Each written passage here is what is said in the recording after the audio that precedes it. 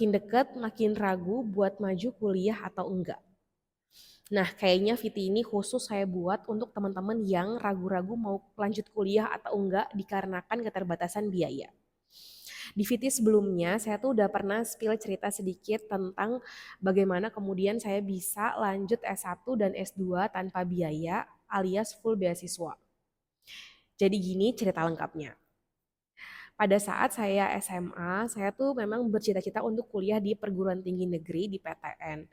Nah, alhamdulillahnya saya keterima di beberapa kampus. Pada saat itu ada 2 kampus PTN, 1 kampus kedinasan, dan juga ada beberapa PTS yang menawari saya untuk beasiswa. Namun karena memang kondisi keuangan keluarga saya pada saat itu menengah ke bawah, saya memutuskan untuk ya udah mengikuti jalan aja kemana kemudian orang tua saya sanggup untuk membiayai. Nah, kebetulan beruntungnya saya gitu ya, saya bersyukur sekali saya tuh punya keluarga yang sangat memprioritaskan pendidikan dan orang tua saya selalu bilang bahwa ya kamu nggak usah pikir gimana dan caranya bagaimana, tapi Allah gitu ya, Tuhan kita tuh selalu punya jalan dan rezeki anak itu masing-masing. Jadi nggak perlu takut nggak bisa kuliah karena biaya. Ya emang waktu itu ketika dipikir secara logika kayak nggak mungkin aja gitu ya, karena meskipun PTN itu juga tetap mengeluarkan biaya karena saya misalnya harus keluar kota, ngekos, dan punya biaya hidup dan lain-lain biayanya. Nah, tapi di sisi lain meskipun saya dapat beasiswa swasta pada saat itu memang 100%, tetapi jika nilai saya turun gitu ya, saya harus membayar biaya dan lain-lain. Nah, sehingga saya punya ketakutan sendiri gitu ya, meskipun saya optimis sih saya akan belajar dengan tekun, tapi saya nggak tahu dengan standar tersebut apakah di swasta saya akan lulus dengan beasiswa sampai akhir dan mempertahankan nilai dengan sekian-sekian persennya kalau saya nggak dapat nilai yang bagus.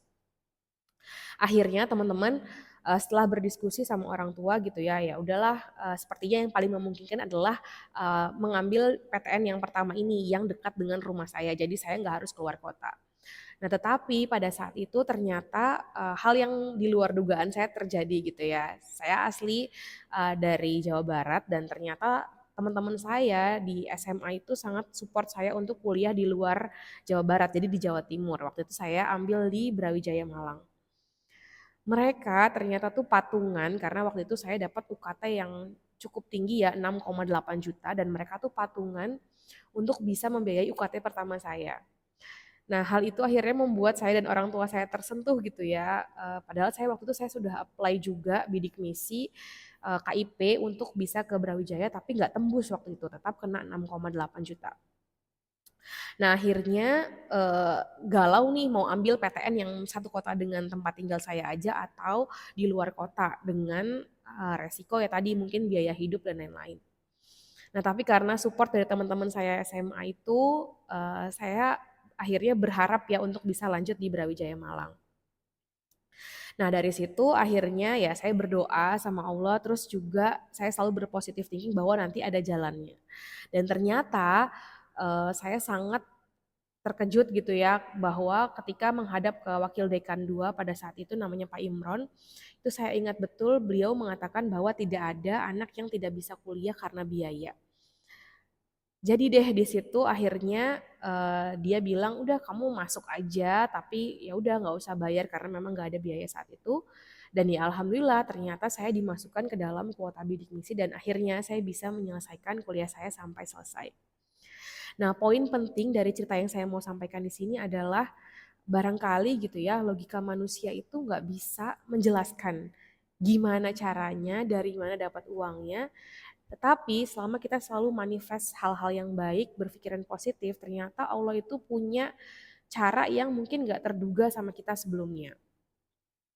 Nah, dari cerita ini juga buat kamu yang ragu buat maju kuliah atau enggak, maka teruslah berusaha, bermimpi dan berjuang. Barangkali mungkin tahun ini belum rezeki kamu, tapi masih ada tahun depan dan tahun depannya lagi. Kalau sudah punya semangat untuk kuliah, untuk belajar, itu kan amal ibadah ya, dan itu juga hal yang positif untuk perkembangan karir kamu, maka saran saya jangan patah semangat untuk tetap berjuang kuliah. Mungkin itu yang bisa saya bagikan.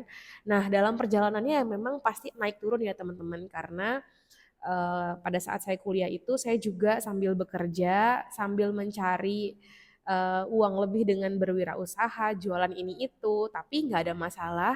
Menurut saya itu adalah proses yang harus saya lewati pada saat itu. Dunia kan emang tempatnya capek ya, karena kalau memang kita mengeluh dan semuanya harus instan dan harus sesuai dengan apa yang kita inginkan, ya maka di situ kita nggak bisa belajar banyak dari prosesnya. Di VT ini aku pesan buat kamu yang mungkin belum ada biaya atau kesulitan secara finansial dalam kuliah, maka percayalah akan ada banyak banget opportunity yang bisa kamu lihat kalau kamu terus berpositif thinking. Dan apalagi sekarang banyak banget ya program-program kuliah tuh yang juga bagus. Makanya saya nggak pernah capek-capeknya untuk ngasih tips-tips kuliah, jenis-jenis program MBKM, info beasiswa, atau tips yang belajar lainnya yang bisa kamu gunakan untuk studi kamu ke depan. Semoga sukses selalu ya.